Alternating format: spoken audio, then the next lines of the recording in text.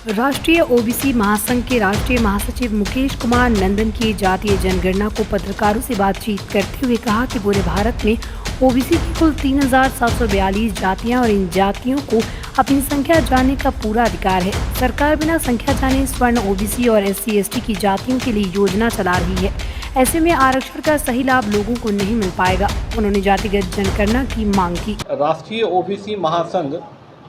बिहार प्रदेश के द्वारा प्रेस वार्ता आयोजित की गई है। आज का मुख्य विषय जो अभी पूरे बिहार में और पूरे देश में चर्चा का विषय बना हुआ है, वो विषय है जातीय जनगणना का विषय। राष्ट्रीय ओबीसी महासंघ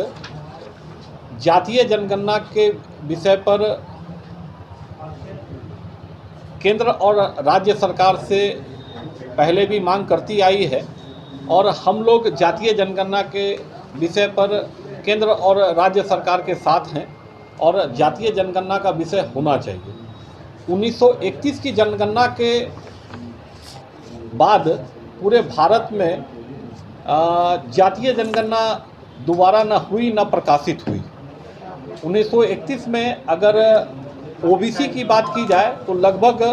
52% आबादी जो है ओबीसी समाज की 1931 की जनगणना में भारतवर्ष में दर्ज की गई है और भारतवर्ष में जो ओबीसी की जो जातियां हैं जिसकी 52% आबादी जो अब बढ़ के 55-56% के आसपास निश्चित तौर पर हो गई होगी, उसमें 3,742 जातियां हैं और इन जातियों को अभी तक जो भी सुविधाएं मिलनी चाहिए केंद्र सरकार के द्वारा या राज्य सरकार के द्वारा, उसमें बहुत छोटी मात्रा में हम सुविधाएं प्राप्त अभी तक ओबीसी समाज को हुआ है। इसलिए हम लोग ये चाहते हैं कि एक बार पुनः केंद्र सरकार और राज्य सरकार मिलकर सरकारें मिलकर अगर जातीय जनगणना वाले विषय को अगर सही ढंग से कार्यान्वित कर पाती है तो निश्चित तौर पे उसका लाभ आने वाले जो समय में जो भी लोग हैं, किस जाति की कितनी आबादी है, ओबीसी समाज की आबादी क्या है, SC/ST समाज की आबादी क्या है, सवर्ण की आबादी क्या है। चूँकि राष्ट्रीय ओबीसी महासंघ का ये मानना है कि अगर आप हमारी जितनी भी वेलफेयर की योजनाएं चला रहे हैं, चाहे आप आरक्षण की बात कर रहे हैं या फिर सरकारी योजनाओं के माध्यम से हमारे वेलफेयर की बात कर रहे हैं, छात्रावास की बात कर रहे हैं